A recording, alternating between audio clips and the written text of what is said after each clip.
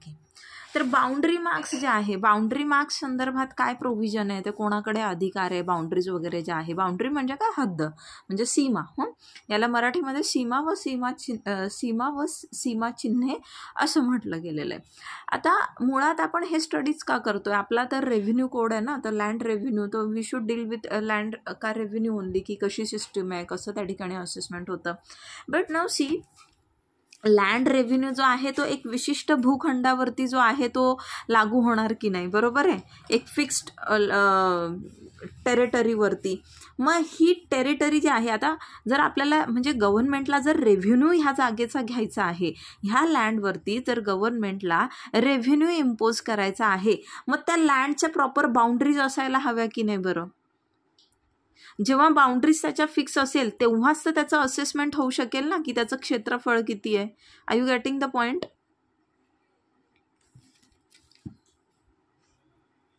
आवाज नाही येते का माझा.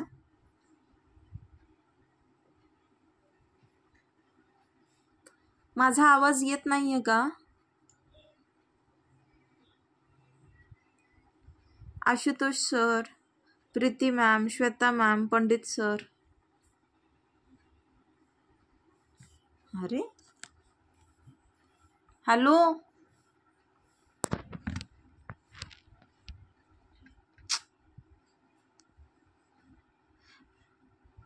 अगं मम्मी वाय.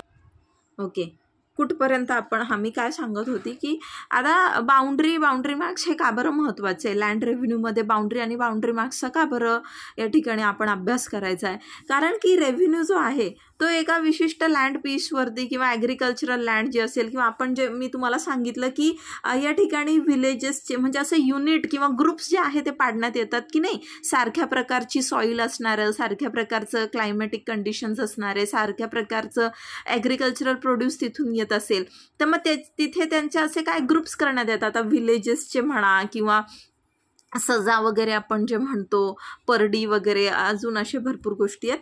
तर मग ते करण्यासाठी मग तिथे आता एका व्हिलेजसाठी एक विशिष्ट त्यांना जर असेसमेंट करायची की ह्या गावा जे आहे या ठिकाणी ॲग्रिकल्चरल लँडचं असेसमेंट त्यांना करायचं आहे, मग त्या गावाच्या सीमा तर त्यांना माहीत असायला हव्या ना, की म्हणजे जो एरिया आहे, जो टेरिटोरियल एरिया आहे तो फिक्स असेल तरच त्याच्यावरती ते लँड रेव्हेन्यू जो आहे ते आकारू शकतात, बरोबर आहे. तुमच्याकडे किती जागा आहे हे मला माहीत नाही, तोपर्यंत मी त्याच्यावरती रेव्हेन्यू जो आहे तो आकारू शकते का. नाही हा ना. मग याच्यासाठी बाउंड्रीज ज्या आहे, बाउंड्रीज फार महत्त्वाच्या असतात. मग बाउंड्रीज ह्या शेताच्या आहेत, बाउंड्रीज ह्या व्हिलेजेसच्या आहेत, बाउंड्रीज ज्या आहे सर्वे नंबरच्या आहेत. इथे जे भूमापन क्रमांक आपण ज्याला म्हणतो, तुम्ही जर 7-12 वगैरे वाचलेला असेल तर तिथे भूमापन क्रमांक, भूमाक्र असं दिलेलं असतं, किंवा भूक्र असं वाचलंय का कधी. Yes ma'am. हां, तो इथे मग बाउंड्री आणि बाउंड्री मार्क्सचे जे प्रोव्हिजन आहे, आता हे आपल्याला कुठं सापडतात, तर आपल्याला हे MLRCच्या सेक्शन 132 पासून 146 पर्यंत हे जे प्रोव्हिजन्स आहे हे दिलेले आहेत. मग याच्या अंतर्गत आपण काय काय स्टडी करणार आहे नेमकं, की जे बाउंड्रीज आहे त्या बाउंड्रीज जे आहे फिक्स करण्याचे, निश्चित करण्याचं जे काम आहे ते कोणाकडे आहे, कोणती अथॉरिटी आहे याच्यासाठी. मग बाउंड्रीजवरून जर डिस्प्यूट असेल है ना, 2 सर्वे नंबर म्हणा किंवा 2 गाव जे आहेत, 2 विलेजेसच्या नेमक्या सीमा कोणत्या, त्या सीमांवरनं काही वाद असेल तर तो वाद सोडवण्याच्या पॉवर्स कोणाकडे आहे. मग असंही होतं की कधी कधी अशा तिरप्या तारपा ज्या आहे बाउंड्रीज असतात, मग ह्या क्रुक्ड बाउंड्रीज याला म्हणतात. हां, मग ह्या क्रुक्ड बाउंड्रीजला जर स्ट्रेटन अप करायचं असेल तर तसं करता येतं का. मग याच्यामध्ये तर जागा जी आहे कमी जास्त पण म्हणजे होते, मग याच्यासाठी काही कंपन्सेशन दिलं जातं का हे आपण बघणार आहे. त्यानंतर जे बाउंड्री मार्क्स आहे, आता तुमचा जर त्या ठिकाणी तुमची ॲग्रिकल्चरल लँड आहे, तुमचं त्या ठिकाणी सब डिव्हिजन झालं आहे, म्हणजे एखादा सर्वे नंबर आहे आणि त्याचं सब डिव्हिजन जे आहे ते झालं आहे, आपण पोट विभागणी म्हणतो ना ते. मग ते केल्यानंतर मग आता ती तुमची जागा आहे, तुमची इच्छा आहे की तिथं बाउंड्रीज ज्या आहे घालून द्याव्या. मग तुम्ही तो खर्च तुम्ही करणार की तो खर्च प्रशासन करणार, ते या ठिकाणी आपण शिकणार आहोत. आणि ह्या ज्या बाउंड्री मार्क्स असतात, जर कोणी ह्याच्यासोबत छेडछाड करण्याचा प्रयत्न केला तर त्याच्यासाठी काय प्रावधान आहे हे सगळं आपण याच्यामध्ये बघणार आहे. ठीक आहे. मग आता हे कुठं येतं तर हे येतं प्रकरण 9 मध्ये, म्हणजे चॅप्टर 9 जे आहे, चॅप्टर 9 जो आहे, सेक्शन काय आहे 132 पासून 146. ठीक आहे. किती सेक्शन आहे पटकन सांगा मला सगळ्यांनी. 132 ते 146 चॅप्टर 9. हां, सो 132 to 146 चॅप्टर 9 MLRC 1966चा. हा कशाशी डील करतो, बाउंड्री आणि boundary marks. What it says की boundaries of all villages in the state, state म्हणजे कोणता स्टेट इथे, Maharashtra, and of all survey numbers in villages shall be fixed and demarked by boundary marks. काय म्हटलंय की आपल्या राज्यातील, म्हणजे राज्यात जितकी पण खेडी आहेत, गावं आहेत, ठीक आहे, त्या सगळ्या गावांच्या बाउंड्रीज ह्या डिमार्केट केल्या गेलेल्या असणार आहे. डिमार्केशन करणं म्हणजे काय, सीमा निश्चित करणं, बेसिकली सीमा आखणं. ठीक आहे, फिक्स करणं. आणि त्या प्रत्येक गावाच्या ज्या आहे ह्या सीमा ज्या आहे ह्या फिक्स करण्यात येणार. आणि ह्या गावांमध्ये असलेले जे सर्वे नंबर आहे, जे सर्वे नंबर आहेत ना, ह्या सर्वे नंबरच्या पण बाउंड्रीज ज्या आहे त्या फिक्स करण्यात येणार. म्हणजे हे झालं एक गाव. आता हे गावागावांच्या सीमा आणि ह्या गावात असलेला प्रत्येक सर्वे नंबर जो आहे याच्या सुद्धा बाउंड्रीज ज्या आहे ह्या फिक्स केल्या गेलेल्या असल्या पाहिजे. आता ह्या सर्वे नंबरमध्ये जर सपोज अजून पुढे सब डिव्हिजन झालेलं असेल आणि मग ते तुम्हाला जर त्याच्या बाउंड्रीज टाकून घ्यायच्या असतील, ठीक आहे, डिमार्केट करायचं असेल, बाउंड्री मार्क्स करायचे असतील, मग त्या सब डिव्हिजनचा जो ओनर असतो त्या ओनरने ॲप्लिकेशन करायचं असतं आणि त्यासाठी होणारा खर्च जो आहे त्याने स्वतः बेअर करायचा असतो. येतंय लक्षात? Yes ma'am. हां, तर मग आता आपल्याला ह्या चॅप्टरमध्ये आपण हे सगळं बघणार आहे. आय मीन ह्या टॉपिकमध्ये आपण हे सगळं बघणार आहे related to boundaries and all. आणि इथे जेव्हा कुठला वाद जो आहे, म्हणजे सर्वे नंबरमधला वाद असेल किंवा दोन गावांच्या हद्दींमधला जो वाद असेल, वाद कशा संदर्भातचा, बाउंड्री संदर्भातचा, ॲडव्हर्स पोझिशनचा नाही. Don't confuse boundary dispute with adverse position.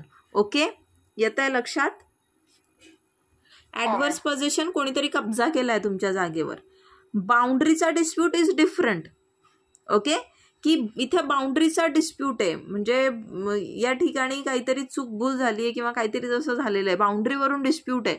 मग त्या बाउंड्रीज जे आहे ते फिक्स करणं किंवा तो डिस्प्यूट जो आहे रिझॉल्व्ह करणं हे काम कोणाचं आहे किंवा ह्या पॉवर्स ज्या आहेत त्या कोणाला देऊन ठेवलेल्या आहेत, तर ह्या पॉवर्स ज्या आहे कलेक्टरला दिलेल्या आहेत. तसा इथे एक सर्वे ऑफिसर पण असतो ज्याला भूमापन अधिकारी असं म्हटलं जातं. तर हा सर्वे ऑफिसर जो आहे याला सुद्धा त्या पॉवर असतात, म्हणजे टू लाईक बाउंड्रीज वगैरे ज्या आहे त्या फिक्स करणं किंवा जे काही डिस्प्यूट्स असतील. बट इथे मेन अथॉरिटी कोण आहे, कलेक्टर जे आहे, it is the main authority. ते त्या ठिकाणी एन्क्वायरीज वगैरे जे आहे होल्ड करतात आणि तो विषय जो आहे, तो वाद जो आहे तो निपटवण्याचा प्रयत्न करतात. मग त्यासाठी आता ज्या दोन गावांमध्ये तो वाद असतो ना, म्हणजे आता सपोज हे विलेज 1 आणि हे विलेज 2 आहे. हां, आता यांचा बाउंड्रीवरनं वाद आहे.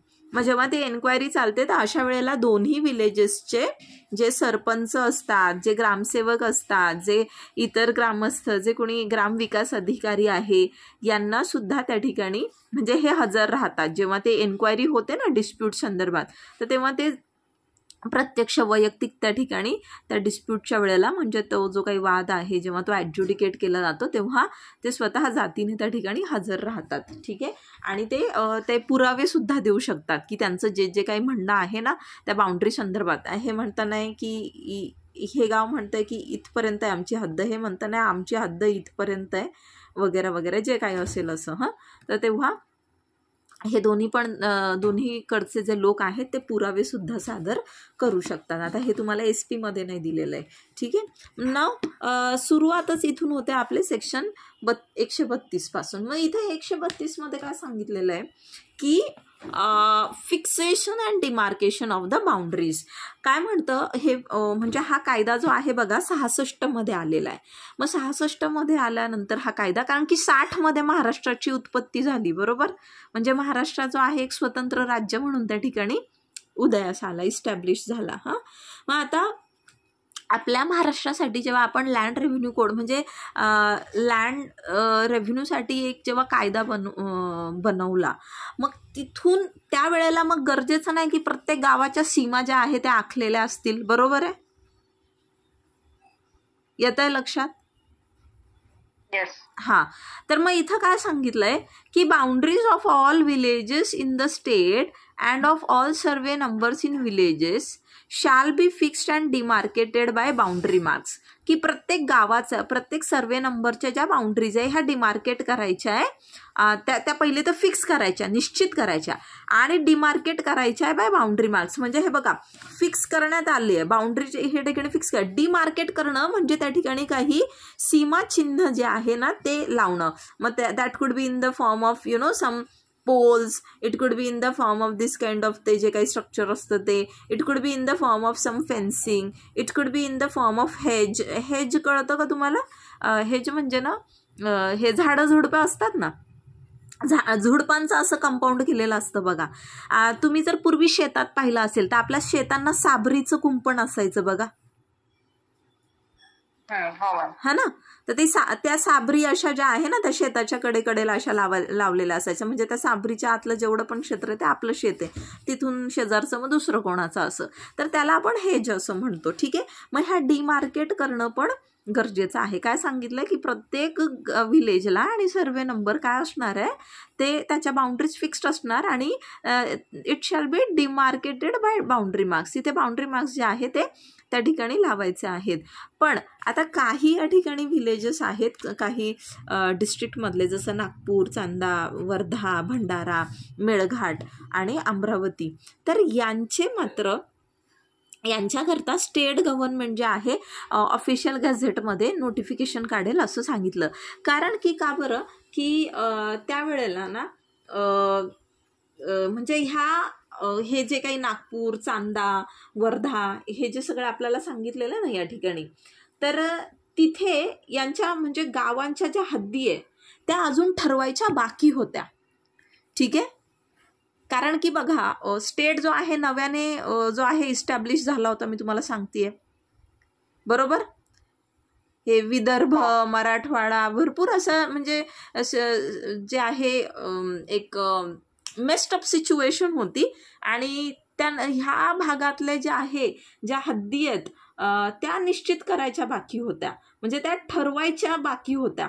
आणि त्याच्यामुळे मग यांना सोडून बाकी सगळीकडे हे प्रोव्हिजन्स जे आहे लागू केले. मग यांच्यासाठी काय, तर जेव्हा यांच्या हद्दी म्हणजे डिसाईड वगैरे केल्या जातील मग स्टेट गव्हर्नमेंट जे आहे नोटिफिकेशन थ्रू ऑफिशियल गॅझेटमध्ये डिरेक्ट करेल की इथे सुद्धा आता बाउंड्री मार्क्स जे आहे तुम्ही घालून द्या. आता मग राईट नाव परिस्थिती काय, आता इथल्या बाउंड्रीज ज्या आहेत त्या फिक्स झाल्या आहेत का? ऑब्व्हियसली झालेला आहे. ही 66ची सिच्युएशन आहे. हा ऍक्ट जो आहे हा ऍक्ट कमेन्स होण्याच्या आधी इथल्या ज्या बाउंड्रीज आहेत ह्या फिक्सच नव्हत्या, म्हणजे ठरवायच्या होत्या रादर. कळतंय? हा. Okay. Again this is not given in your this thing. Explanation असं साईडला कुठंतरी लिहून घ्या, म्हणजे तो ॲडिशनल पॉईंट असेल तुमच्या ह्याच्यामध्ये आन्सरमध्ये. ओके. मग डिटर्मिनेशन ऑफ विलेज बाउंड्रीज 133 ते सांगतो की सगळ्या विलेजेसच्या बाउंड्रीज ज्या आहे फिक्स करण्यात येतील आणि त्या संदर्भातचा जर त्या ठिकाणी काही डिस्प्यूट असेल तर सर्वे ऑफिसर असतो, तो सर्वे ऑफिसर किंवा स्टेट गव्हर्नमेंट त्या ठिकाणी ज्या कुठल्या अधिकाऱ्याची नेमणूक करेल तो त्या ठिकाणी फॉर्मल एन्क्वायरी जी आहे ती होल्ड करणार आणि त्या अनुषंगाने जे काही त्यांच्यासमोर पुरावे वगैरे येतील तर त्या बेसिसवरती ते डिस्प्यूट जो आहे सॉल्व्ह करणार. मग आता ज्या बाउंड्रीज, आता बऱ्याचदा काय असतं ना की दोन गावं जी असतात ना ती एखाद्या नदीने, एखाद्या नाल्याने किंवा एखादा झरा वगैरे जो आहे, एखादा ओहोळ असतो, ओढा असतो, त्याच्याने दोन गावं जी आहे ना ती विभागली गेलेली असतात. पाहिलं असेल तुम्ही बऱ्याच ठिकाणी, है ना. खुर्द आणि बुद्रुक. हो हो हो बरोबर. येस. तर आपण जे मग असं बघतो नाही का, आता जसं घोटी खुर्द, घोटी बुद्रुक, हे अशाच सगळ्या सिच्युएशन असतात. किंवा एखादी कधी दरी असते किंवा एखादं डोंगर असतं. म्हणजे काय, समटाईम्स व्हॉट हॅपन्स, कधी कधी काय होतं की दोन गावं जी आहे म्हणजे बाउंड्रीज ऑफ विलेजेस ह्या कशा आहे ना की they are demarcated by a natural boundary. म्हणजे दोन गावांमधली जी बाउंड्री आहे ना ती डिमार्केट कशा पद्धतीने केली जाते, नॅचरल बाउंड्रीने. म्हणजे काय, निसर्गानेच त्या ठिकाणी काहीतरी, जसं की एखादा ओहोळ म्हटलं मी, एखादा ओढा म्हटलं, एखादी नदी, एखादा झरा, हे जे काही असेल तर त्या नदी थ्रू किंवा जे काही त्या ठिकाणी नॅचरल जी पण फिजिकल बॉडी प्रेझेंट आहे त्याच्या थ्रू ही दोन गावं जी आहे ती विभागली गेलेली असतात. मग तीच त्यांची बाउंड्री असते. ठीक आहे. In the absence of natural boundary and artificial boundary is required to be found. पण जेव्हा दोन गावांमध्ये अशी नॅचरल बाउंड्री नसेल तर तेव्हा मात्र आपल्याला आर्टिफिशियल बाउंड्री जी आहे ती फॉर्म करायला लागते. Now artificial boundary may be open boundary strips with hedge और स्टोन मार्क एक्सेट्रा. मग आता आर्टिफिशियल बाउंड्री जी आहे ती कशाने तुम्ही घालू शकता, मग ओपन बाउंड्री स्ट्रिप्स म्हटलेलं आहे. ठीक आहे. बाउंड्री स्ट्रिप्स त्या ठिकाणी असू शकता किंवा विथ हेज मी तुम्हाला आत्ताच सांगितलं बघा की झुडपांचंच असं जे आहे बाउंड्री घालण्यात येते, कुंपण करण्यात येतं. स्टोन मार्क, स्टोन दगडांनी जे आहे दगड त्या ठिकाणी रोवले जातात. बघा आता आपण हायवेला जाताना पण हे अशा पद्धतीचं बघतो ना, त्याच्यावर अमुक अमुक इतकं किलोमीटर, तमुक तमुक इतकं किलोमीटर असं टाकलेलं असतं बघा, पाहिलं असेल ना. फॉरेस्टला पण बाउंड्री असते साबरीची. अच्छा, तिथे पण साबरीची असते का? हो मॅम, फॉरेस्टला साबरी असते. अच्छा, मोठे मोठे आपण हायवेने जाताना डोंगर बघा असे साबरी असते, ती फॉरेस्टची बाउंड्री असते. ओके, चलो, this is something new that I got to know. Okay, तर now next what they are saying, determination of field boundaries. Okay, आता 134 मध्ये मग आपल्याला ते काय सांगताय की डिटर्मिनेशन ऑफ फील्ड बाउंड्रीज. आता फील्ड म्हणजे काय, शेत. ठीक आहे. मग शेताच्या सीमा निश्चित करणे. ठीक आहे. इथं काय आहे, शेताच्या सीमा ज्या आहे ह्या निश्चित करायच्या. मग त्या कशा की भूमापनाच्या वेळेला किंवा मग जेव्हा त्याचं रिव्हिजन जे आहे, एकतर फर्स्ट टाइम त्या ठिकाणी म्हणजे ओरिजिनल जे आहे एक सर्वे होतोय तिथला. ठीक आहे. किंवा रिव्हिजन सर्वे होतोय. मग अशा वेळेला तो सर्वे ऑफिसर जो आहे तो काय करतो, बाउंड्रीज जे आहे फिक्स करतो आणि त्या ठिकाणी जर काही डिस्प्यूट असेल मग जे काही एव्हिडन्स त्याच्यासमोर सादर केले जातात त्या एव्हिडन्सच्या बेसिसवरती तो निर्णय जो आहे देत असतो. मग Wien the person in the occupation of holding is not present at the time of सर्वे, मग ज्याची ती होल्डिंग आहे. ठीक आहे. होल्डिंग म्हणजे काय, ती लँड. ठीक आहे. Wien the person in the occupation of holding is not present म्हणजे जेव्हा सर्वे त्या जागेचा होतोय आणि त्यावेळेला त्या जागेचा जो ऑक्युपंट आहे किंवा त्या जागेचा जो मालक आहे तो जर त्या ठिकाणी हजर नाही आहे, समजा तो कुठे गावी गेला आहे किंवा कुठंतरी सपोज तो हॉस्पिटलमध्ये ॲडमिट आहे, असं काही पण कारण असू शकतो. मग त्यावेळेला the survey officer has to fix the boundary according to the land records and other evidence before him. मग अशा वेळेला त्याने ज्या बाउंड्रीज ज्या आहे कशा फिक्स करायच्या त्या शेताच्या, तर जो काही त्याच्याकडे लँड रेकॉर्ड आहे मग त्या लँड रेकॉर्डवर असणार ना की त्याची किती जमीन आहे, काय आहे त्याच्या पूर्वेस. आता तुम्ही जर बघितलं असेल तर लँड रेकॉर्ड्समध्ये कायम तिथे मेन्शन केलेलं असतं ना की what is towards the east, north, west, south of that particular land. चतुर्सीमा आपण जे म्हणतो ती मोजणी करताना आहे ना त्या चारी बाजूने जे असतात ना लोक म्हणजे लँड ओनर, त्यांना नोटीस जाते या दिवशी त्याची मोजणी होणार आहे तर तुम्ही उपस्थित राहा. Exactly. Now that comes the procedural part. बरोबर, म्हणजे प्रीती मॅम सांगताय ते एकदम बरोबर आहे की नोटीस त्या ठिकाणी जाते. बट चलो आपण असा मानते की जरी सपोज एखादा व्यक्ती त्या ठिकाणी हजर नाही म्हणजे तो नाही आहे तिथे, ओके, समजा गेलेच आहे ते 3-4 महिन्यांसाठी कुठेतरी, तो अशा वेळेला मग काय करणार, जो लँड रेकॉर्ड त्यांच्याकडे आहे त्या रेकॉर्ड्समध्ये आणि जे अदर एव्हिडन्सेस आहे मग त्या ठिकाणी आजूबाजूचे पण लोक सांगतात आणि बऱ्याचदा असं लोकांच्या सांगण्यावरून पण होतं आणि बरेच असे काही झोलझपाटे पण मागे झालेले. हालाकी आता तर सगळं डिजिटल झालेलं आहे, सो एवढा आता तसा विषय येत नाही. बट येस, पूर्वी हे भरपूर म्हणजे जे रिव्हिजनमध्ये म्हणा किंवा काय, आता आमचाच असा एक इश्यू होऊन गेलेला आहे रिव्हिजनमध्ये. आमच्या घराचे नंबरच बदलून टाकलेत पूर्ण, ठीक आहे, आणि भलतीच प्रॉपर्टी दाखवते आमची. तो ऐसा सब कर दिया है. होतात हे असले विषय पण. ओके, नाव डिस्प्यूट. सरकारी अधिकाऱ्यांच्या चुकीमुळे. हां, सरकारी अधिकारी. Okay, so dispute regarding boundaries between villages, survey numbers and sub division. मग आता जर विलेज बाउंड्रीज किंवा जे सर्वे नंबर्स आहे किंवा त्या सर्वे नंबरमध्ये मगाशी सांगितल्याप्रमाणे जर सब डिव्हिजन पडलेलं असेल. कोणाचा माईक चालू आहे? माईक कोणाचं चालू आहे? जर त्याच्यामध्ये सब डिव्हिजन म्हणजे पोट विभाग आपण ज्याला म्हणतो, ठीक आहे, मग तिथे जर डिस्प्यूट काही अराईज झाला तर again what they are saying, कोण तो डिसाईड करणार आहे? कलेक्टर. कोणाकडे ती अथॉरिटी आहे?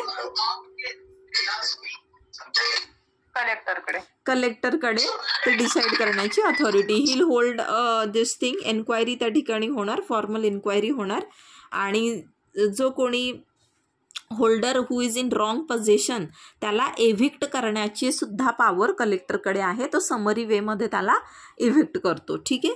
Now determination of boundaries of survey number और सब डिव्हिजन. मग आता 136 काय सांगतो आपल्याला? Determination of boundaries of survey number और सब डिव्हिजन. मग इफ द होल्डर और any other person who is interested in survey number किंवा सब डिव्हिजन, जर त्याची अशी इच्छा आहे की त्याचा जो सर्वे नंबर आहे किंवा त्याचा जो सब डिव्हिजन आहे त्याला बाउंड्रीज हव्या, ठीक आहे, मग तो काय करणार? तो रिटर्नमध्ये ॲप्लिकेशन देणार कलेक्टरकडे, ठीक आहे. मग कलेक्टरला ते ॲप्लिकेशन देत असताना त्याच्यासोबत त्याला फीसुद्धा द्यायची असते, जी काही त्या ठिकाणी सांगण्यात येईल. ओके, ती टाईम टू टाईम प्रिस्क्राईब करण्यात येते. मग आता असं ॲप्लिकेशन आल्यानंतर, ती फी जी आहे ती आल्यानंतर कलेक्टर काय आहे या ठिकाणी त्या सर्वे नंबरचा किंवा त्या सब डिव्हिजनचा जे आहे ती मोजणी करण्यासाठी जे आहे ते सांगतं. कोणाला? डिस्ट्रिक्ट इन्स्पेक्टरला, ठीक आहे.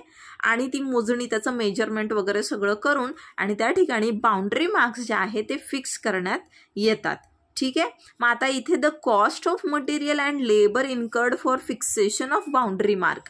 मग आता याच्याकरता जे काही ज्या काही वस्तूंचा वापर झाला, मग आता स्टोनचे असेल किंवा ते फेन्सिंग असेल किंवा ते अदरवाईज काही इतर गोष्टी असेल, ज्याची कसली त्या ठिकाणी बाउंड्री जी आहे, बाउंड्री मार्क म्हणून जे काही सामान त्या ठिकाणी वापरण्यात आलेलं आहे तर त्याचा पूर्ण खर्च आणि त्या ठिकाणी बाउंड्रीज ज्या आहे इम्प्लांट करण्यासाठी जो लेबर त्या ठिकाणी वापरला आहे, त्या लेबर चार्जेस म्हणजे सगळे जे आहे हे कोण देणार?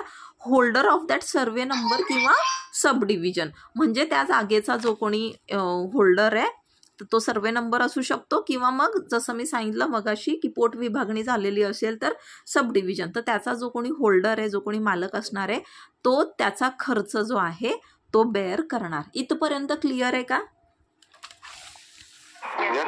हां, सोपं आहे, समजून घ्या आणि फार महत्त्वाचं आहे कारण की हा विचारला जातो परीक्षेमध्ये. हां, आता मगाशी मी जर तुम्हाला सांगितलं की बऱ्याचदा ना अशा तिरप्या तारप्या काहीतरी अशा बाउंड्रीज असतात.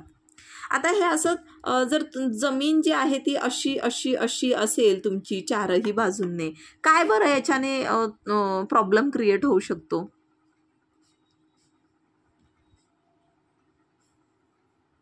काय प्रॉब्लेम क्रिएट होऊ शकतो? सीमा निश्चित करायला अवघड जाईल ना ते. ओके, ते मेजरमेंटसाठी पण अवघड, बरोबर. इकडून इतकं, इकडून इतकं, इथून किती, है ना. बरोबर. हा, दुसरी गोष्ट, आता आपण ॲग्रिकल्चरल लँड बघतो, ही सगळी शेती करायला या ठिकाणी अवघड नाही होणार का? है ना, शेती करायला अवघड होईल. त्यानंतर अजून मेंटेनन्स, इथे बाउंड्री मार्क्स जर लावले तर ह्या बाउंड्री मार्क्सचं मेंटेनन्स सोपं राहील का? त्याचे आडवे तिडवे कुठे कुठे अवघड जाणार है ना, वाद होणार त्याच्यावरून, परत वाद होणार. Yes. So in the interest of better cultivation of an easier maintenance of boundary marks, this provision is made by empowering survey officer to straighten out crooked boundaries. आता crooked म्हणजे काय? crooked म्हणजे जे सरळ नाही, जे वेडं वाकडं आहे, असं वाकडं तिकडं जे आहे. ठीक आहे. मग आता ह्याच्याकरता सर्वे ऑफिसरला एम्पावर करण्यात आलंय, म्हणजे त्याला हे अधिकार देण्यात आले. कसले अधिकार देण्यात आले की जर म्हणजे बाउंड्रीज ज्या आहेत त्या क्रुक्ड असतील, म्हणजेच वेड्या वाकड्या असतील, सरळ नसतील, याला वेड्या वाकड्या सीमा सरळ करणे असं म्हटलं जातं. ठीक आहे. तर मग ते अधिकार जे आहे कोणाला दिले? सर्वे ऑफिसरला, की तो काय करू शकतो की त्यांना स्ट्रेटन करू शकतो. तर इथं स्ट्रेंथनिंग झालेलं आहे. पहिले तर SP मधली ही चूक दुरुस्त करा. हे स्ट्रेंथनिंग नाहीये, हे काय आहे? हे काय आहे? स्ट्रेटनिंग आहे. स्पेलिंग त्याचं जे आहे ते दुरुस्त करून घ्या. ते असं हवं. स्ट्रेटन करणं. स्ट्रेट म्हणजे काय? सरळ. आणि स्ट्रेटनिंग म्हणजे सरळ करणे. Okay. So correct this spelling. हे स्ट्रेंथनिंग आहे, तो it is not strengthening, it is straightening. It has to be straightening. ठीक आहे. मग आता याच्यासाठी मग आता हा सर्वे ऑफिसर स्वतःहूनच पोचतो का जागेवर? नाही. तर ज्याच्या फील्डच्या क्रुक्ड बाउंड्रीज आहे त्याने काय करायचं असतो? अर्ज करायचा असतो. त्याने ॲप्लिकेशन जे आहे ते करायचं असतं. कोणाला करायचं असतं? मग इथे जो सर्वे ऑफिसर आहे त्याला ॲप्लिकेशन द्यायचं आहे. ठीक आहे. आता इथे ॲप्लिकेशन देत असताना नवशी ही एक होल्डिंग आहे, ही एक होल्डिंग आहे. हां, आता सपोज ह्याच्या हे असे सपोज असे आडवे तिडवे वाकडे तिकडे कशी तरी ह्याची सीमा आहे. मग शेजारचा पण तर आहे इथे. आता याला हा A पर्सन आहे, हा B पर्सन आहे. याला जर याची बाउंड्री सरळ करून घ्यायची आहे, मग हे सरळ करण्यामध्ये ह्या बाजूच्या व्यक्तीला काही जागा जाणार किंवा काही जागा याची इकडे येणार असं होणार आहे की नाही? ऑब्व्हियसली होणार है ना. मग याच्याकरता जो नेबर होल्डिंग वाला असतो ना, जी शेजारची होल्डिंग ज्याची असते, तर त्याची सुद्धा संमती त्या ठिकाणी लागते. आणि मग त्या ठिकाणी त्या अर्ज जो आहे तो केला जातो. आणि मग अधिकाऱ्याला त्या ठिकाणी जसं योग्य वाटतं की एकत्रीकरण जे कन्सॉलिडेशनचा आपला कायदा आहे त्याच्यातले काही रूल्स जे आहे इथे ॲप्लिकेबल होतात, त्या अनुषंगाने जे आहे मग ते हे स्ट्रेट करण्यात येतं. मग हे करताना जर सपोज याची जागा इकडं गेली असेल तर याला कंपन्सेशन भेटेल, किंवा ह्याची जागा इकडे आली असेल तर मग ह्याला कंपन्सेशन मिळेल. आणि ते कंपन्सेशन जे आहे ते कंपल्सरी द्यायलाच लागतं. आणि जर सपोज ते कंपन्सेशन नाही दिलं गेलं तर मग ते लँड रेव्हेन्यूचे अरियर्स म्हणून रिकवर करतं. हे आपलं जे म्हणजे जे अथॉरिटीज आहे, जे प्रशासन आहे, ते कशा पद्धतीने रिकवर करतं? Arrears of land revenue. आले लक्षात? Yes ma'am. Now effect of settlement of boundaries. काय इफेक्ट होतो? प्रॉपर पोझिशन त्या ठिकाणी जी आहे बाउंड्री लाईनची, बाउंड्री मार्क्सची त्या ठिकाणी जी आहे निश्चित होत असते. अरे हा कोण आहे यार? हा गोविंद आडमुटे सारखा येतोय जातोय. एकतर कंटिन्यू लेक्चरमध्ये राहा, नाही तर राहूच नको. हां, the rights of the land holders on either side हे फिक्स होतात. बरोबर. दोन्ही बाजूचे जे लँड होल्डर असतात ह्यांचे राईट्स जे आहे या ठिकाणी फिक्स होतात. कशामुळे? बाउंड्रीज असल्यामुळे. बरोबर आहे की नाही? तुमच्या शेजारी एक घर आहे, तुमचं एक घर आहे, मध्ये जर कुंपणच नाही आहे, तुमचा शेजारी इथपर्यंत येतोय अगदी त्याचे गहू तांदूळ आणि पापड लोणचे वाळवायला, पण जर तेच तुमचं त्या ठिकाणी कुंपण घालून दिलं म्हणजे बाउंड्रीज आखून दिल्या, मग तुमचा एरिया निश्चित झाला की नाही? आता तुमचा शेजारी इथपर्यंत येऊ शकतो का? नाही. म्हणजे एकमेकांचे राईट्स जे आहे डिफाईन होतात की नाही? राईट्स फिक्स होतात की नाही? की तुझा एरिया इथपर्यंत माझा आहे. हां, तो त्याच्यामुळे बाउंड्री मार्क्स जे आहे हे महत्त्वाचे असतात. Collector can summarily eject any land holder who is wrongfully in possession of any land. ठीक आहे. मग आता इथे बाउंड्री सेटल केल्यानंतर जो रॉंगफुल त्या ठिकाणी पोझेशनमध्ये आहे त्याला कलेक्टर जो आहे समरी वेमध्ये त्या ठिकाणी काढून पण टाकू शकतो. मात्र या ठिकाणी एन्क्रोचमेंटचे किंवा ॲडव्हर्स पोझेशनचे मॅटर कलेक्टर डिसाईड करत नाही. ठीक आहे. त्याच्यासाठी सिव्हिल कोर्टामध्ये जायचं असतं. आता construction and repair of boundary marks of survey numbers and villages. आता पुढचा आपल्याला सेक्शन काय सांगतो, सेक्शन 139. आता हा काय म्हणतो, एक minute, let me have some water.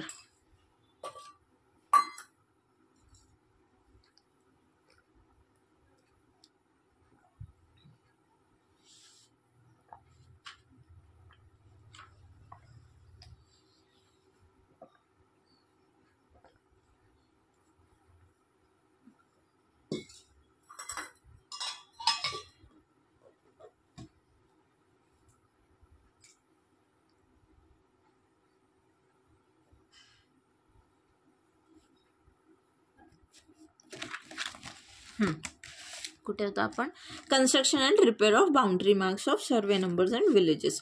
आता during the course of survey the survey officer has to specify or cause to be constructed, laid out, maintained or repaired boundary marks or survey marks of the village or survey numbers or subdivision of survey whatever. ठीक आहे.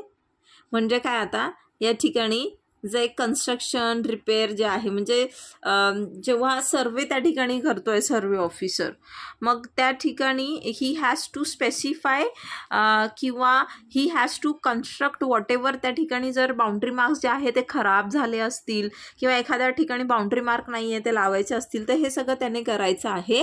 आणि आता याकरता जो खर्च होत असतो boundary marks जे आहे, खरं तर ते तुम्हाला नोटीस देतात. ठीक आहे, त्या होल्डरला की तुम्ही तुमचे जे बाउंड्री मार्क्स आहे ते रिपेअर करा. ओके. पण ते बाउंड्री मार्क्स जर त्या होल्डरने रिपेअर नाही केले, he neglected to repair them. Okay.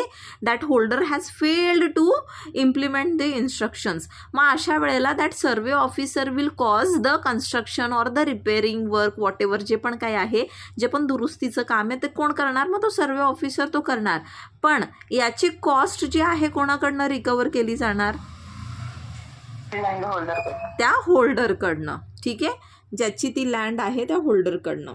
So आता responsibility for maintenance of boundary marks and survey marks. मग आता ही रिस्पॉन्सिबिलिटी कोणाची असते, तर त्या होल्डरची असते. आता ह्याच्यामध्ये जर काही अल्टरेशन करायचं असेल, रिमूव्ह करायचे असतील बाउंड्रीज वगैरे त्या किंवा जे सर्वे मार्क्स त्या ठिकाणी लावलेले आहेत, तर मग तो जो खर्च आहे तो कोणी सगळा बेअर करायचा आहे, अगेन त्या होल्डरनेच बेअर करायचा आहे.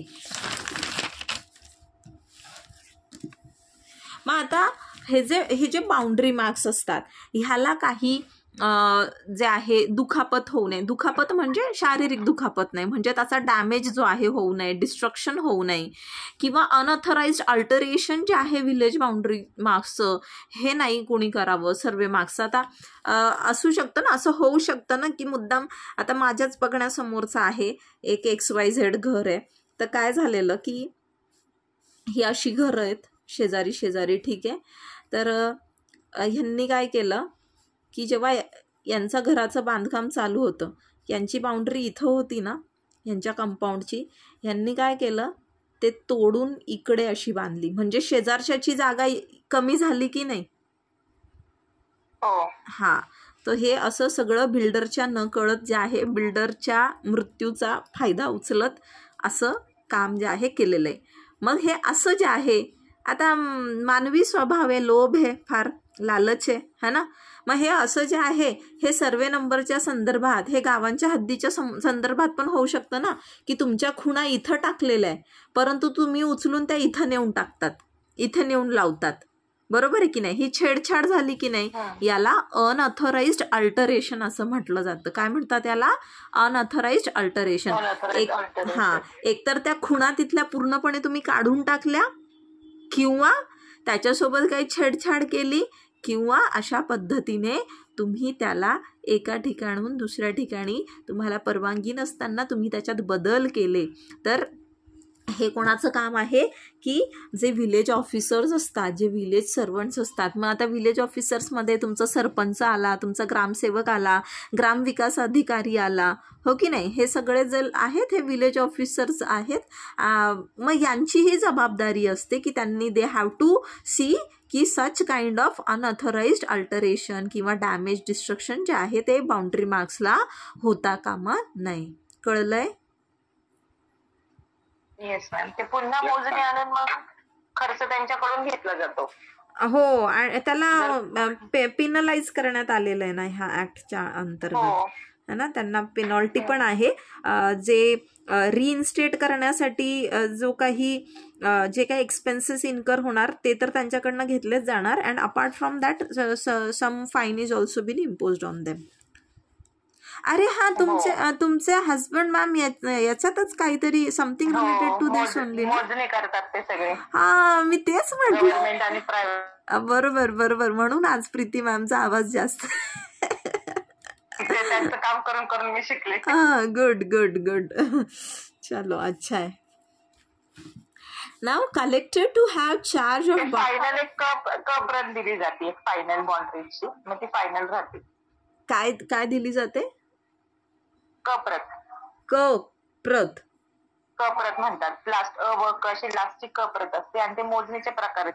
नॉर्मल, तात्काळ आणि अतितात्काळ. मग तात्काळमध्ये पैसे थोडे कमी, म्हणजे 10 रुपये, अतितात्काळमध्ये 20 रुपये, असं करून ते एरिया किती त्याच्यावर ते ठरवलं जातं किती पैसे घ्यायचे एकरी किंवा गुंठेवारीनुसार. ओके, चलो, ये भी नया some new input we have got, because again हे जे करतात प्रत्यक्ष काम त्यांनाच माहीत, हो की नाही. This is something not given in the books and this is also not part of my practice. So again, yes, thank you for this new information. आणि ते पूर्वी पट्टी टाकून मोजलं जायचं किंवा दोरीने मोजलं जातं. आता ते डीपीएस मशीन आलेले, म्हणजे तुम्ही खूप 32 किलोमीटर पर्यंत एका जागी मशीन लावून ते मोजू शकता. अरे वा, म्हणजे एक ठिकाणी मशीन लावलं की 32 किलोमीटरची त्याची रेंज आहे का? 32 किलोमीटरची रेंज आहे. त्याला टोटल स्टेशन म्हणतात. काय म्हणतात? Total station. ओके, चलो, बढ़िया. हाँ, now right of way over boundaries. तो या ठिकाणी जर कोणाचा त्या ठिकाणी कोणी क्लेम करत असेल की ह्या बाउंड्रीवरनं आमचा राईट टू वे आहे वगैरे, तो तहसीलदार अशा मॅटरमध्ये त्याला ती पॉवर दिली आहे. इथे फक्त एकच याचा तहसीलदारचा एवढाच रोल आहे की जर राईट टू वे असेल कोणाचा बाउंड्रीजवरनं तर त्याच्या रिलेटेड डिस्प्यूट जे आहे तो बघतो आणि he shall inquire into and he shall decide such claims. Okay, now demarcation of boundaries in areas under town planning scheme or improvement scheme or consolidation scheme. मग आता the original plots are reconstituted because of this schemes. काय होतं की जर एखादा area जो आहे त्या टाउन प्लॅनिंगची काही स्कीम आहे किंवा काही इम्प्रूव्हमेंट स्कीम आहे किंवा काही कन्सॉलिडेशन स्कीम आहे. आता कन्सॉलिडेशन स्कीम काय हे मी तुम्हाला फ्रॅगमेंटेशन आणि कन्सॉलिडेशनच्या ॲक्टचे ऑलरेडी व्हिडिओ लेक्चर्स पाठवलेत बघा. तुम्ही वाचले म्हणते, सॉरी, ऐकले का सगळ्यांनी? हो मॅम. एकत्रीकरण होत असतं, हा ना. येस, जे असे लहान लहान तुकडे असतात तर ते एकत्र केले जातात. मग जेव्हा अशी स्कीम ज्या वेळेस एखादी राबवली जाते किंवा टाउन प्लॅनिंगची काही त्या ठिकाणी स्कीम आहे किंवा अदरवाईज काही डेव्हलपमेंटल स्कीम आहे, मग त्या अंतर्गत जेव्हा रिकॉन्स्टिट्यूशन होत असतं की नाही, पुन्हा नव्याने जे आहे एक नवीन तिथली आकारणी जी आहे ती होणार आहे. मग ते जुन्या ज्या बाउंड्रीज आहेत त्या पुन्हा त्या एक्झिस्ट करणार का? नाही. मग तिथे नवीन बाउंड्री मार्क्स लागणार की नाही? हां, मग जेव्हा असं एखादी नवीन स्कीममुळे, एक टाउन प्लॅनिंगची असेल ती किंवा अदरवाईज कुठली असेल, त्याच्यामुळे जेव्हा पुन्हा नव्याने म्हणजे जुन्या बाउंड्रीज ज्या आहेत त्या पूर्णपणे मिटल्या जातात किंवा मिटवाव्या लागतात आणि एक नवीन एरिया त्या ठिकाणी जो आहे तो इमर्ज होतोय, मग अशा वेळेला कलेक्टरची ही जबाबदारी असते की त्याने त्या ठिकाणी बाउंड्री मार्क्स जे आहे इरेक्ट करायचे. ठीक आहे, तो त्याच्यासाठी मग कॉस्ट जी आहे ती होल्डरकडनं घेतली जात नाही. का बरं? कारण ही प्रशासनाचीच काहीतरी स्कीम होती ना, की त्या अंतर्गत त्यांनी ते केलेलं आहे. इथं त्या व्यक्तीने स्वतःहून काही केलेलं असतं का? नाही. सो त्याच्यामुळे मग दिस म्हणजे प्रशासनच ते बेअर करतो. Okay. Now penalty for injury, हे इंजुरी बाउंड्री मार्क्स काय? पेनॉल्टी फॉर प्रोव्हाइडिंग किंवा मेकिंग इंजुरी किंवा penalty for injuring the boundary marks असं पाहिजे. ठीक आहे, इंजुरिंग. तर मग आता जर कोणी या ठिकाणी ते बाउंड्री मार्क्स जे आहे त्याच्यासोबत काही छेडछाड वगैरे केली तर मग त्याच्यावरती फाईन जो आहे तो इम्पोज होतो. किती? Not exceeding 100 rupees for each mark. ठीक आहे, जो काही त्या ठिकाणी त्याने काढून टाकला आहे किंवा इंज्युअर केलेला आहे तर प्रत्येकी 100 रुपये फाईन जो आहे तो सांगितलेला आहे प्रत्येक बाउंड्री मार्कसाठी. आणि याच्यासाठी समरी इन्क्वायरी जी आहे कलेक्टर किंवा सर्वे ऑफिसर किंवा तहसीलदार किंवा नायब तहसीलदार जे आहे यांना घेण्याचे त्या ठिकाणी अधिकार जे आहे दिलेले. आणि त्या एन्क्वायरीमध्ये जर असं सिद्ध झालं की त्या व्यक्तीनेच हे असं काही केलेलं आहे तर मग तेव्हा त्याच्यावरती हा फाईन जो आहे इम्पोज करण्यात येतो. आणि मग इकडे आपल्याला केस आहे, हीच केस लिहा सगळ्यांनी तुम्ही, कारण ही सोपी आहे लक्षात ठेवायला. Sarjerao Appajirao versus government of Bombay. ठीक आहे, Sarjerao Appajirao versus government of Bombay. मग ह्याच्यामध्ये काय म्हटलेलं आहे की boundaries between the village is demarcated by a natural boundary.